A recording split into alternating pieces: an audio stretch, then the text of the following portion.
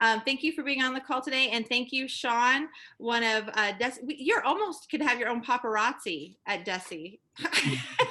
You're the person everybody wants to hear from and hear questions because it's that time of year of testing. And so thank you for being on the call today. I thought I'd start off with just sharing some of the most recent updates that I have heard. And then if you wouldn't mind giving us any updates that have maybe occurred since those, and then I was going to open it up to people on the call to ask their questions. So just a few things to remind people and things that we've heard, that state testing will occur, but there's a waiver for accountability. But there is heavy recommendation from the state that testing needs to happen in person. So even those districts who, I know that's one of the biggest stressors for those who've been fully virtual and transferring back, is getting those assessment schedules in place to get kids in to take those. One of the things you'd said at a meeting a few weeks ago is, in order to help allow for that during the pandemic, the windows are very flexible. So you've really kind of taken all limits off of that so that districts can get kids in whenever they can. Tests can be paused. So if a student does happen to be quarantined, it allows for some flexibility to come back and make sure that they can do that. Field testing items have been removed in hopes to try to make the assessment shorter. So those are some of the big notes I had taken. Anything else you'd like to add that you think maybe has come down the pike that would be of high interest to everybody? Sure, and thank you, everyone. Just a reminder, the grade level has always had that flexibility. You could just do whatever you need. The big thing is, if you set your window and need to extend it, you can go right ahead and go right past it. In the background programming, the window for the state is actually in there. But if you want to call just to confirm that you can continue on past your window, if you set it to like May 8th and you want to do more, you're more than welcome. EOC is the big one. We have dropped that 7-day window to now it's open as much as you need it. One of the drawbacks is, if you're trying to figure out the raw score on your Algebra 1, and you got some seniors, it won't happen until 5 days after the district's close. So if you're testing early in March and then testing again in early May, you won't have anything until the end. But just a reminder about the A+, you've always got the ACT option too in there with those kiddos. Real quick reminder, as we said, we've dropped the field test items, which also means as some people call it, the CAD-POS post on the EOC2, English 2 podcast. There we go. I've been up a little early today.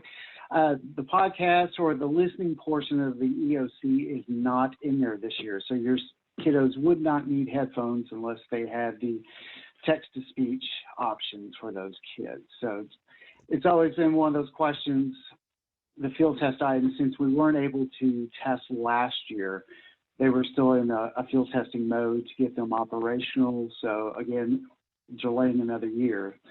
On that note, pretty much all the timing guidelines have been updated in the manuals. You'll see where the times have shortened. The only one that doesn't shorten is the writing session. There's no field test items in there, so the kiddos will still be writing about the same amount of time. Hopefully they've had enough practice. That seems to be, when I was talking with the SMCAA a couple of weeks ago, that seemed to be one of the struggles, or one of the items that a lot of kids struggle with.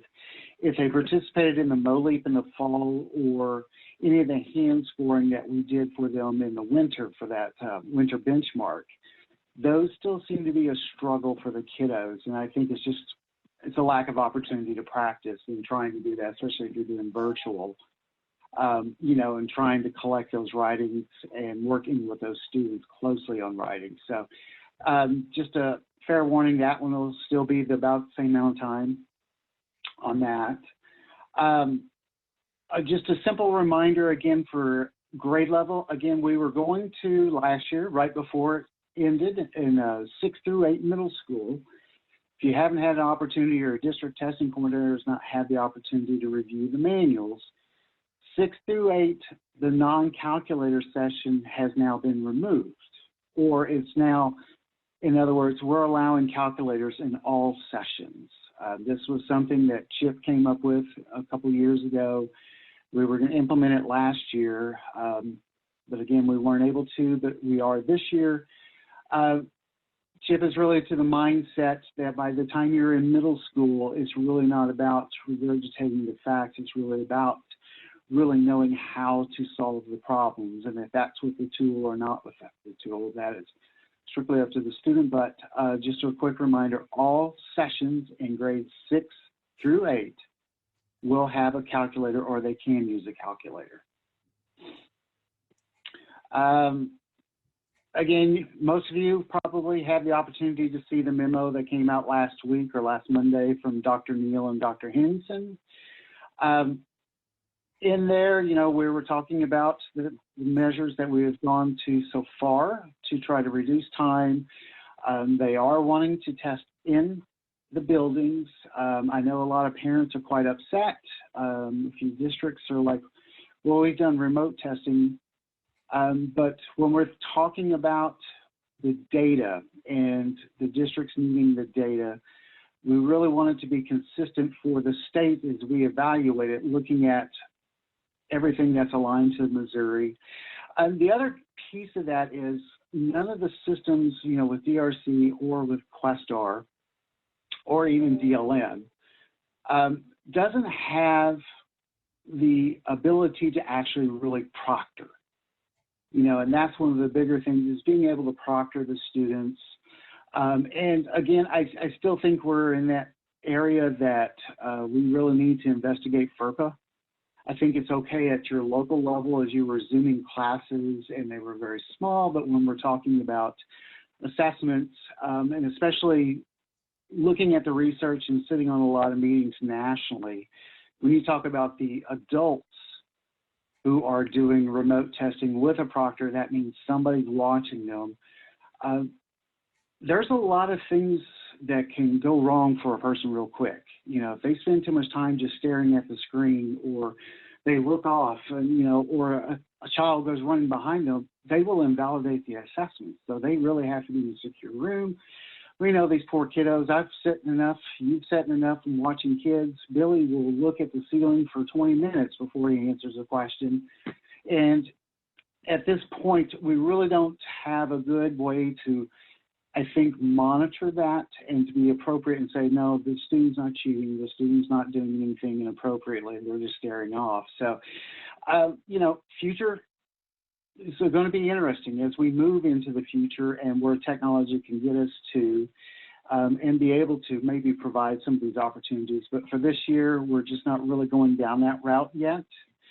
You know, there's a lot of pushback with parents that we're starting to hear and get. You know, the big thing that we're saying right now is, you know, we don't know everything about the accountability system yet. You know we want as high as participation rate as possible. We want to try to get to that 95. We know it's going to be difficult. But on the other hand, if you've got parents who are just flat out, you know, saying they're not going to come, they're not going to do this, just make good documentation until MSIP and data and accountability comes out with everything. You know, we received the memo from the feds pretty much saying we need to test.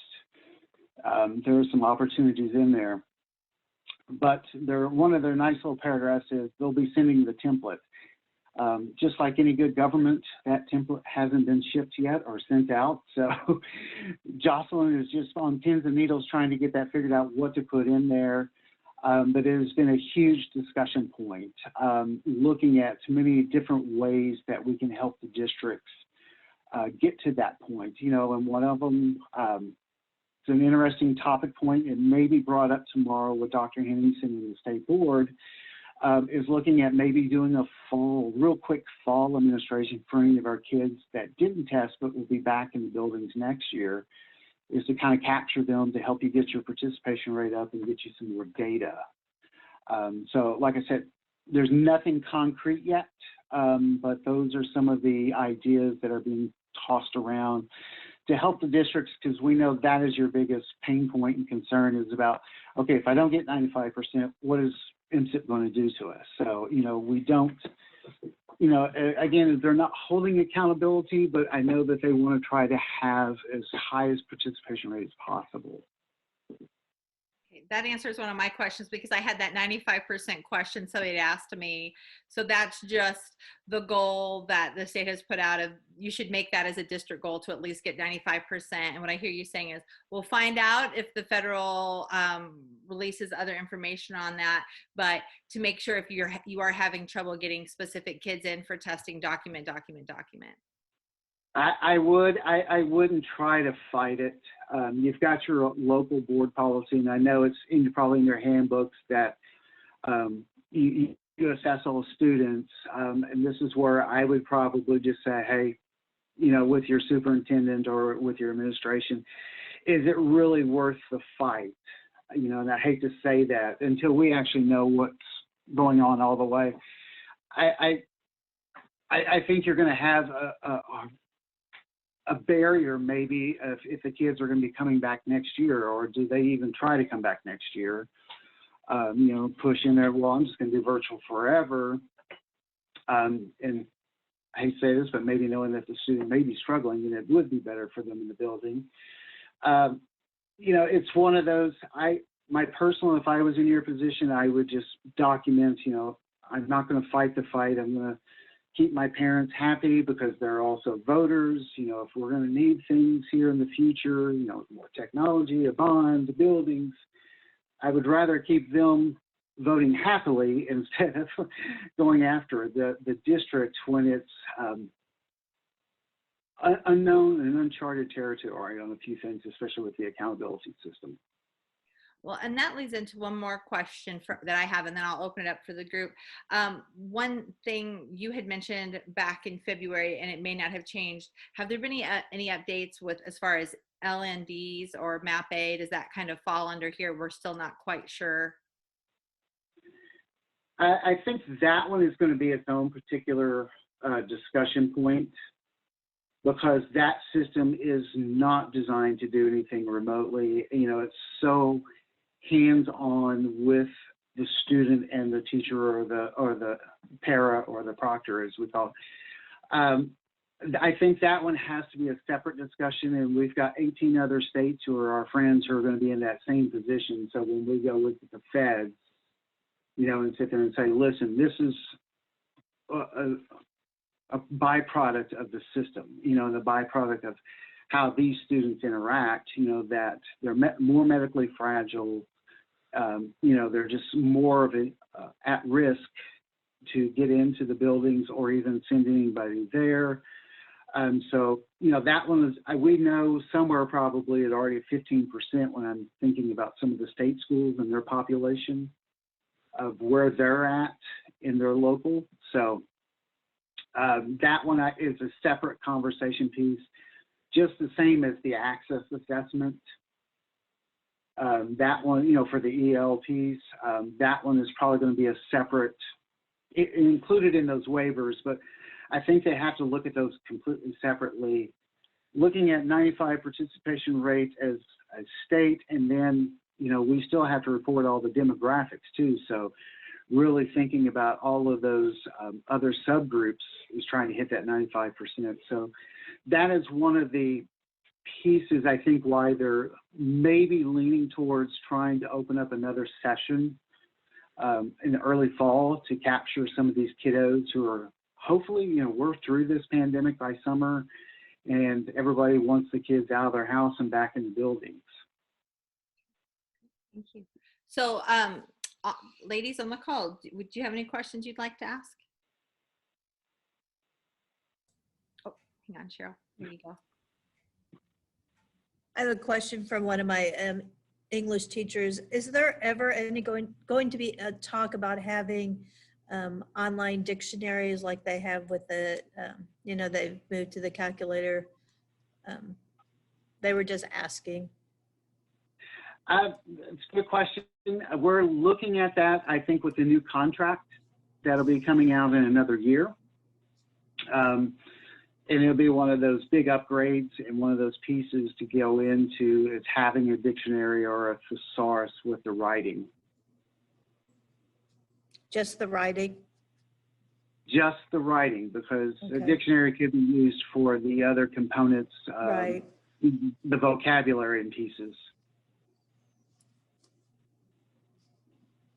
Another one of those, I would love to be able to have that for the writing component where a bilingual dictionary could be available too. Mhm. I think we're close. It's just I think you have to get a lot of permissions, is which one of the bigger pieces, and trying to get around that. You know, Desmos, I didn't mention that with the 628, but just a reminder, we pretty much moved and transitioned everything to the Desmos calculators Mhm. on our systems, which is free for the districts. You know, it's easily to be able to put on an app, you know, that you can put on your machines. Or I think there's even a web version of the Desmos. Thank you. Mm-hmm. I actually have two questions. One is from my principal. He's having computer issues. That's why he came on and popped back off. So we're texting right now. He asked, will the school report cards with this year's information, assume that data will be made public? So I guess he's asking if the data will be made public this year. Yes, I believe that was in the memo from Dr. Neal and Dr. Henningsen, but it was also very adamant about in the federal report or federal letter that we need to be publishing the data. You may be removing the APR calculations and all of that, but the feds really deem it important that the data is there to know how the students are doing, not only at the building for, you know, the parents can see it at the building, the district, and the state level. There's a lot of discussions wrapped around that though, because we know nobody is the same. I don't think anybody has ever had, or any of the districts are exactly the same in their attendance this year. You know, so how do we try to caveat that? And, you know, that's one of the pieces why we're collecting the mode of instruction 3 times a year, you know, in the October and the February and the June core counts. One is also just to help us kind of research our data and put some pieces around there, especially if we're going to be looking at any type of trends. Especially with demographics and socioeconomics. But also I think it has to be pretty prevalent in the reporting also. You know, if we said Brookfield or Brookview or Brookfield? Brookside, me, Brookside. Well, there's 3. Brookside, you know, you're still virtual. You know, Hazelwood is still virtual. First floor is just now coming back. But I'm over at the School of the Osage, and there's Camdenton right there. We've been in since August. Mhm. You know, so it's pretty much, we've somehow gotten pretty lucky and not really had to shut down. So, you know, we're completely different than a lot of other districts, and that just goes all the way around where we've had districts go into quarantine. You know, a district not too far from some of you guys up there in the north, Marshall, I think, has shut down 3 different times. So. And it wasn't for bed bugs. So, you know, that's one of the good things, you know, that I think the data is we have to wrap around, I think, some of the attendance to help paint that picture around that data. Right. Shaun, Okay, are we going to, I'm sorry. No, Go ahead. You had Cheryl. another question. Okay. You talked about documenting, you know, if we bring kids back to test, which is being talked about at Brookside, to document, you know, our attempts. would this documentation just be general? We sent out email, we contacted an individual, or would it be per kid? What, I mean, how is that documentation? What might that look like? Well, I would say probably per child if that parent opts out, or just let's just say not even really opt out, just refuses to bring their child in. You know, I would just sit there and say, okay, Billy Smith, you know, we made 3 contacts. The parent requested that they do not, or they're not going to come in. They have fear of being sick. You know, I would just keep it that way. Nice spreadsheet right now, just date when communications occurred. You know, a couple of people have been asking about an opt-out form. I don't see the state giving an opt-out form, because that just opens up Pandora's box for future years, because once you have a document, everybody says it's official till the end of time. Plus, we don't have a state statute around that. You know, the state statute really puts all the onus back on the district and your policy of how you address assessing students on the state assessment. So I would really hope that discussions tomorrow with the board and from leadership is really saying, we want to give you districts. We're coming out of this meeting here that you know you have flexibility with these parents to, you know, 1, keep the peace, and 2, that you have plans on how to make that up in the future. You know, again, if they do come out and say, hey, we would like for them to test in the fall when they come back, you know, to help you get your participation rate up, so they'll backtrack on that. So hopefully, you know, that's a good way to keep the communication piece on that. And it'll help for you to know if we do that fall, to just verify any of the list, because that's one of the conversation pieces we're trying to have is, how are we going to know? You know, we can't really extend the spring window deep into June. I doubt if you'll have parents want to bring their kids in June to do the testing. So, you know, it's more of a moot point. Plus, the districts and any of the students that you do test, we want to get your data back as soon as possible. If the window closes on May 28th, you know, we're hoping to have everything by the 1st of July. Somewhere around between the first 2 weeks of July, let me put it that way. There's always going to be a little bit of wiggle room looking at the data, especially if numbers are low. We may want to spend a few more days just pilfering through the data just to make sure everything's valid. But we want to get everything ASAP to you before school starts. So that is one of the ultimate goals. If we do extend, is try not to extend that too far into the summer. So that's another piece, is trying to at least get that data to you before the administrators conference. If that is the ultimate goal, and everybody's just going to have to work weekends. Right. And just real quickly, the fall testing, if that's going to be done, would be strictly for those kids that didn't take it in the spring, to bring the participation rate up to 95%. Am I understanding that? Yeah. It wouldn't want to. It's not to retest a child. You know, why put them through that suffer? You know, it's just really trying to get participation rate. I guess what I'm asking is, the purpose of it is not to say, okay, fine, we're not going to give the map in the spring at all. We'll just wait till fall. The purpose of it is to make up for the kids that didn't take it in the spring. Is that correct? Yep. And it'll hopefully give you a little bit of data, but we also know in the background you'll have the summer slide issue in there too. But, you know, hopefully it'll be a quick turnaround.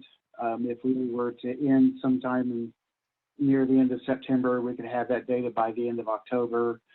It's not the most opportune time, but it would be more data to especially help you as these kids have transitioned back into the building. Because I know those are going to be the ones everybody's going to have a lot of questions about. We know what the assignments were throughout the year. We knew participation of the student during that year, but what do they really know and don't know? You know, it's going to be a bigger question, especially when you're thinking about, as we try to say, the test is, you know, has rigor to it.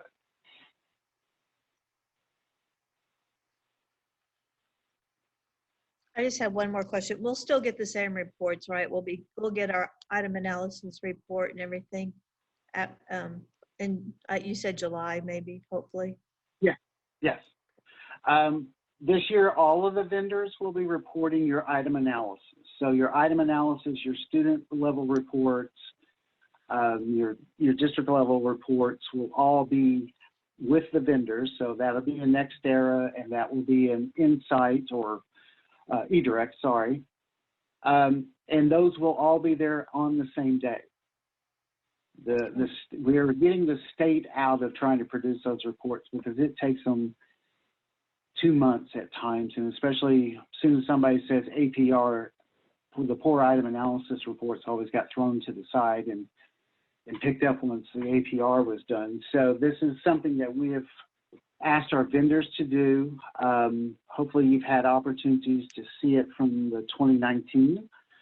And then also if you've done any of the benchmark of the MOLEAP assessments, that is very similar to that reporting. We still need to make a few edits and a few upgrades, but it is pretty good. It is pretty close to what you've always seen in the item analysis report. Okay, thanks. And I'm from Camdenton. I didn't realize you were a school the Osage person.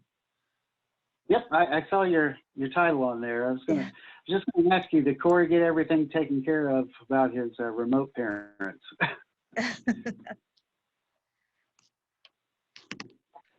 Well, thank you so much, Shaun, for your time and for questions. Vicki, I know you popped on. Do you have any questions that you'd like to ask?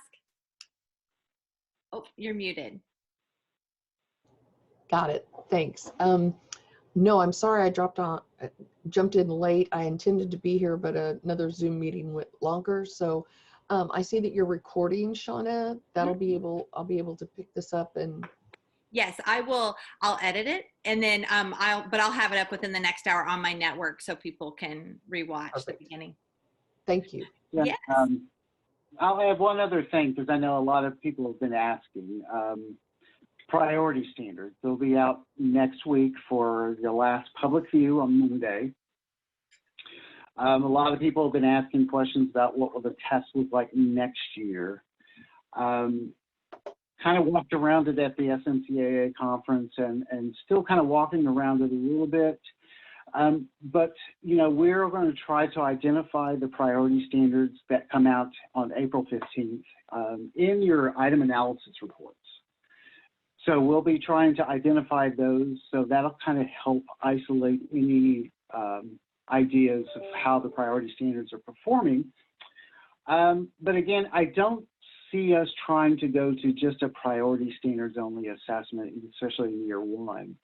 You know, we still have a lot of conversations, not only with our technical advisory committee, but also other committees across the state. Also probably need to have some conversations with our federal folks. You know, there's a few rules in there that makes my life in peer review a nightmare when we're submitting 1,800 pages of documentation. But I know that a lot of questions have come out about, well, are these going to be what you're testing next year? So more will come as we get into probably May. Hopefully right before you're out of school or maybe right at June. As for the long-term plan for the priority standards, I just want to kind of lay that out. You know, some people are out there telling people DESE's already changed the test for this year. That's why we took all the field test items out and it's just priority standards. That is not true. It's a regular form, a form, you know, that we've used before. We just removed all the field test positions.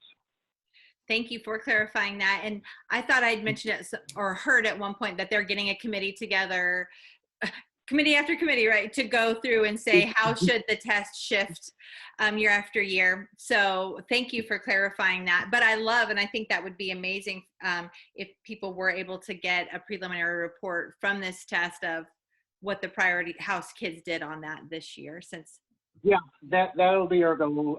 Definitely once the directors have got it finalized and they stamp final on there, then it dumps into my lab and I'll start the coding process in the background and start slapping the codes on all the items so it'll come out in the reports.